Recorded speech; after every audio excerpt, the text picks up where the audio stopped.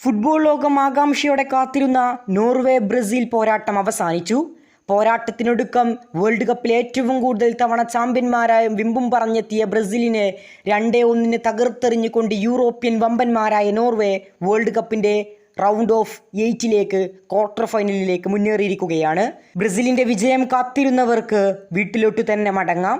കാരണം എർലിംഗ് ഹാലൻഡിൻ്റെ ഇരട്ട ഗോളിൽ ബ്രസീൽ തകർത്ത് തരിപ്പണമായിരിക്കുന്നു. 2 തവണ പെനാൽറ്റി ലഭിച്ചിട്ടും ബ്രസീലിന് നോർവേയെ മറികടക്കാനായില്ല. മത്സരം തുടങ്ങി മത്സരത്തിൻ്റെ 16-ാം മിനിറ്റിലാണ് ബ്രസീലിന് ആദ്യ പെനാൽറ്റി ലഭിക്കുന്നത്. പെനാൽറ്റി എടുക്കാൻ വിനീഷ്യസ് ജൂനിയർ ബ്രൂണോ ഗിമറസിനെയാണ് ഏൽപ്പിച്ചത്. പക്ഷേ നോർവേ ഗോൾ കീപ്പറായ നെയ്ലൻഡിൻ്റെ തകർപ്പൻ സേവിലൂടെ ബ്രസീലിന് മുന്നിലെത്താനുള്ള സുവർണാവസരം നിഷേധിക്കുന്നു. താരത്തിൻ്റെ മിന്നും സേവിലൂടെ ബ്രസീലിന് പെനാൽറ്റി നഷ്ടമാകുന്നു. പക്ഷേ നോർവേയുടെ മനോഹരമായ മത്സരമാണ് പിന്നീട് അങ്ങോട്ട് കാണാൻ സാധിച്ചത്. പൊസിഷൻ ഫുട്ബോളിലൂടെ ബ്രസീലിൻ്റെയും കാർലോ ആഞ്ചലോട്ടിയുടെയും എല്ലാ പ്ലാനുകളെയും തകിടം മറിക്കുന്നതായിരുന്നു നോർവേയുടെ കളിശൈലി. ആദ്യ പകുതിയിൽ തന്നെ ബ്രസീലിനേക്കാൾ ഇരട്ടി പാസുമായി ഗ്രൗണ്ടിൽ കളം നിറയുകയായിരുന്നു നോർവേ. അങ്ങനെ ആദ്യ പകുതി അവസാനിക്കുമ്പോൾ ഇരു ടീമുകളും ഗോൾ രഹിത സമനിലയിൽ ആദ്യ പകുതിയും മത്സരം പിരിയുന്നു. പക്ഷേ കളി കണ്ടവരാരും ബ്രസീലിൻ്റെ ആരാധകർ സന്തോഷിച്ചു കാണില്ല. കാരണം പന്തടക്കവും ഷോട്ട് ഓൺ ടാർഗറ്റും പാസിങ്ങും എല്ലാമായി നോർവേ ആയിരുന്നു കളം നിറഞ്ഞു കളിച്ചത്. അങ്ങനെ മത്സരം 2-ാം പകുതി തുടക്കം കുറിക്കുകയാണ്. വീണ്ടും നോർവേയുടെ മനോഹരമായ സ്റ്റാർട്ടോട് കൂടി തന്നെയാണ് മത്സരം ആരംഭിക്കുന്നത്. മത്സരത്തിൻ്റെ 2-ാം പകുതിയിൽ മധ്യനിര ബ്രസീലിന് ഒരു സ്പേസും അനുവദിക്കാതെ നോർവേ കളം നിറഞ്ഞു. ഒഡേഗാർഡ് മധ്യനിര നിയന്ത്രിച്ചതോടെ ബ്രസീൽ പന്ത് കിട്ടാതെ അലയുന്ന കാഴ്ചയാണ് 2-ാം പകുതിയിൽ കണ്ടത്.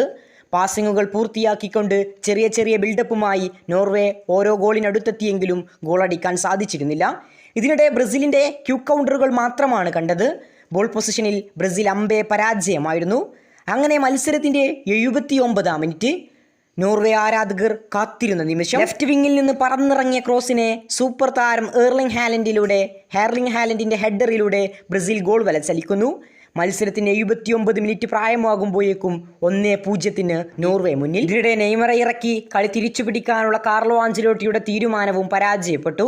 ബ്രസീലിന് ഒരു സ്പേസും അനുവദിക്കാതെ പന്തടക്കം മുഴുവൻ എർലിംഗ് ഹാലൻഡിൻ്റെയും കൂട്ടരുടെയും കൈകളിലായിരുന്നു. മത്സരത്തിൻ്റെ 60 മിനിറ്റ് വരെ എർലിംഗ് ഹാലൻഡിനെ മത്സരത്തിൽ കണ്ടതേയില്ല. പക്ഷേ ആദ്യ ഗോളിൽ എർലിംഗ് ഹാലൻഡ് താൻ ആരാണെന്ന് വീണ്ടും ഫുട്ബോൾ ലോകത്തോട് വിളിച്ചോതി. അങ്ങനെ ബ്രസീലിൻ്റെ തിരിച്ചടിക്കാനുള്ള എല്ലാ ശ്രമവും 2-ാം പകുതിയുടെ അവസാന നിമിഷങ്ങളിൽ കണ്ടു.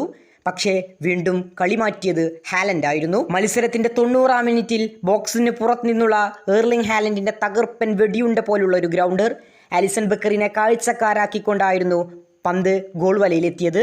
മത്സരത്തിന് 90 മിനിറ്റ് ആകുമ്പോൾ ബ്രസീൽ 2 ഗോളുകൾക്ക് പിന്നിൽ. എർലിംഗ് ഹാലൻഡിൻ്റെ ഗോളടി മികവിന് മുന്നിൽ ബ്രസീൽ മുട്ടുമടക്കിയ നിമിഷം.